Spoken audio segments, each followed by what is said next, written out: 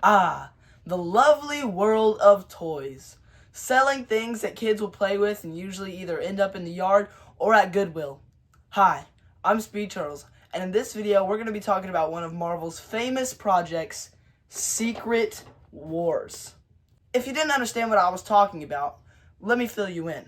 In the 80s, the company Mattel wanted to capitalize on the ever-growing popularity of the Marvel comics. So, they created something called Secret Wars. Naturally, Marvel made a tie-in comic to go along with selling the toys, and boy, did they cook. It consisted of a bunch of different figures, some not even being in the comics. My name is Speed Turtles, and welcome to this video on Marvel's Secret Wars. This week will be filled only with reading Secret Wars in a week, like I've done in the past. And I'm not gonna lie to you guys, I have been cheating a little bit because this has been my most anticipated comic. I've always wanted this one ever since I started collecting comics, and I finally found it in a video that I made a short about it a few weeks ago, and I cheated because I was so excited to read it, and I've got about to the third book, and I'm just so excited to read this. And so, I mean, you can see it's kind of thick. It's 12 books, but, we can get it done because, I got the Ultimate Spider-Man done, and that was 12 books. So, it's just the same amount, just into one big book. So, without any further ado, let's get into Secret Wars in a week. Oh, crap. Dude, I just realized, man, why can I not pick any good fits with this video? This shirt makes me look like brick. You're gonna love our pizza. I think we're just gonna roll with it.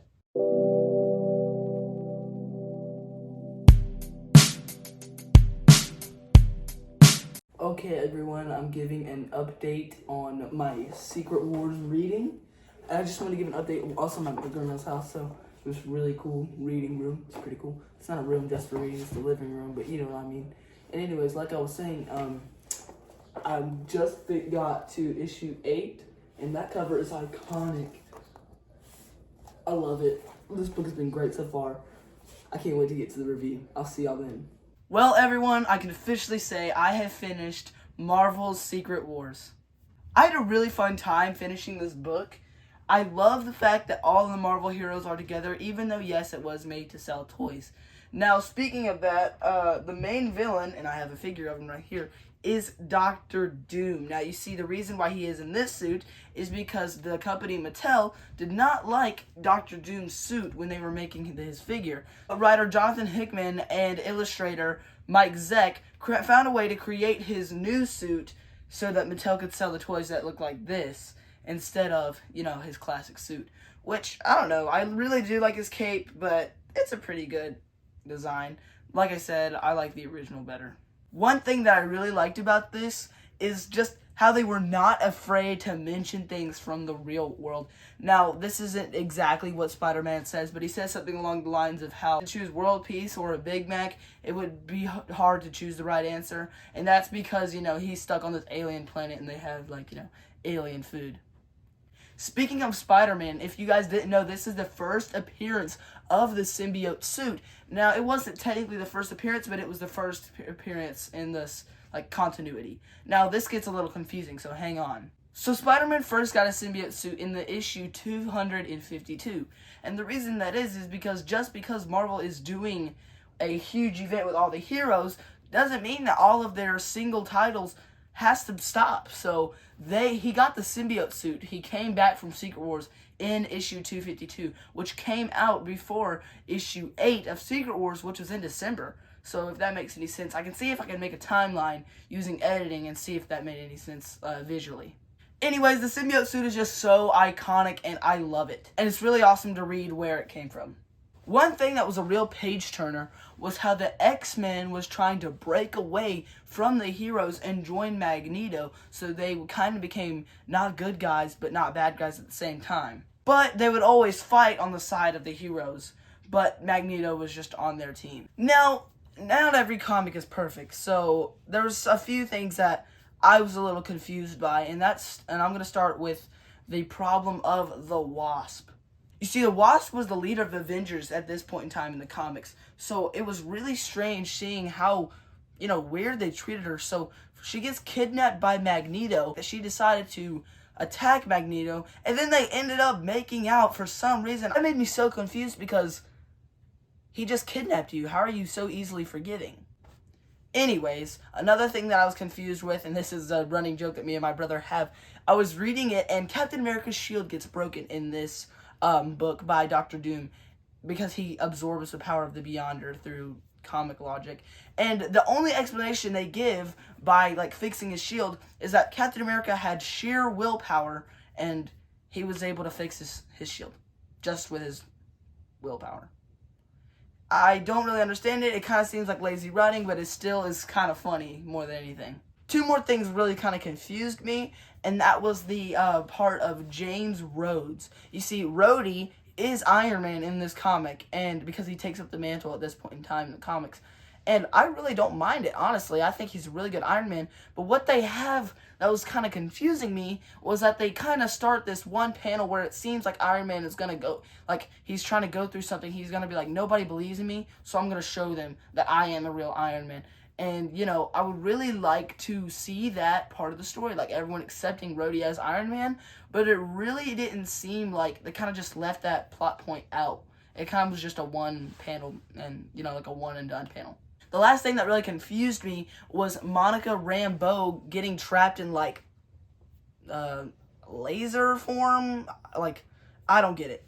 So Monica Rambeau is Captain Marvel, and she's actually my favorite Captain Marvel, but that's besides the point. Anyways, she gets, Doom catches her spying, and he turns her into, like, her light form, because, you know, like, she can fly at the speed of light, and so she was trying to fly away, and he just catches her and freezes her. That makes sense, because, I mean, he has the powers to do that.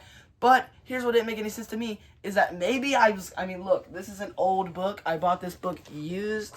Maybe I just accidentally skipped over a page. But it just seemed like she was instantly back. Like, she was just, bam, back. And for no reason, they gave no explanation. All I saw was She-Hulk saying, oh, there she is. And then that was it.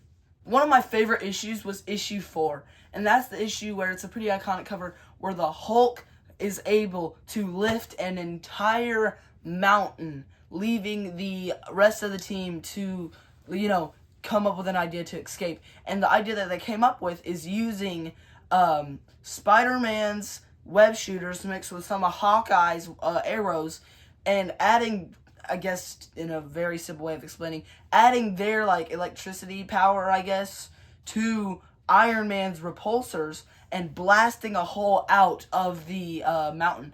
And I really liked that. I mean, it was very simple, very goofy, but I love it. I thought that was a great, you know, like a great way to escape. Now, there's a very important character in the comic named Zashanji, I think is how you pronounce her name. And she's just this alien girl who lives on the battle world. And she's the local town healer.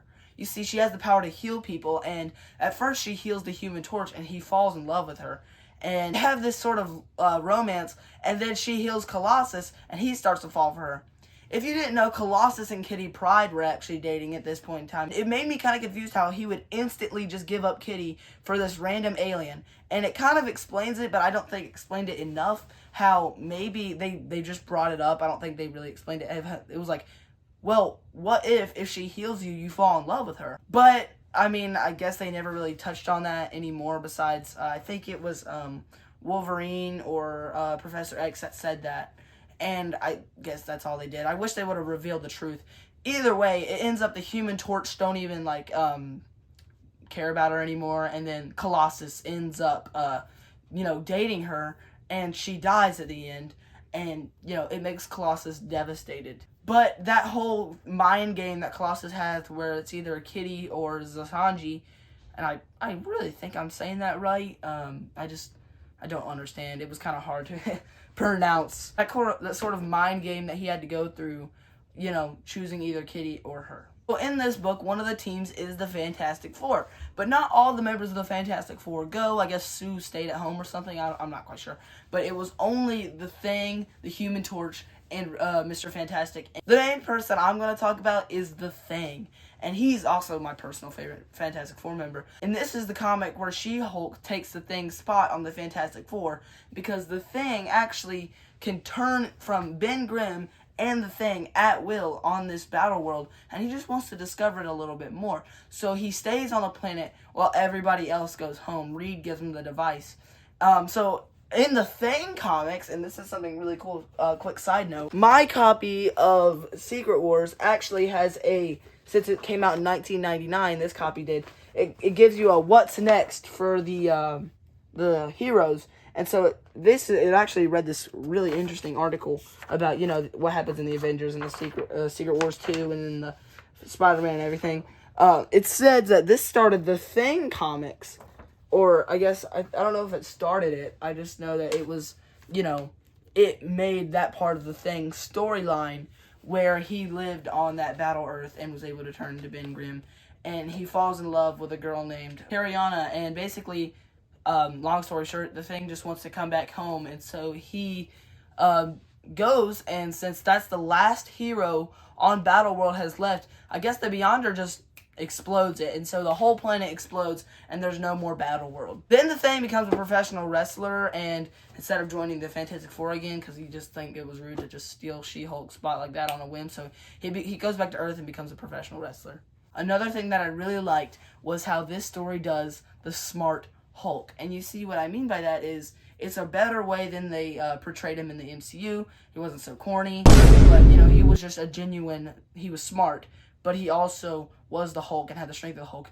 But, plot twist, he has like a mental decline until he becomes the Hulk again. So at the end of the book, he's like really rude and mean for no reason. Another thing that I thought was funny that probably wasn't supposed to be funny is how Hawkeye is, he's upset because, the problem that we all talk about and we all joke about because of the MCU is that everybody else has powers and all he has is, arrows, and he ran out of arrows because of what, they did to get out of the mountain. So he feels kind of useless, and so I guess he has to make some more arrows using alien technology, but I just thought that was funny. Another part of the story is Galactus. Now, he really just stands there until a few issues deep, and then he will kind of have a role. He eats his house, and so, how big Galactus is. He has a house, and so he eats the house, and he gains, like, a bunch of power, and they have to, I guess he absorbs the energy of the house.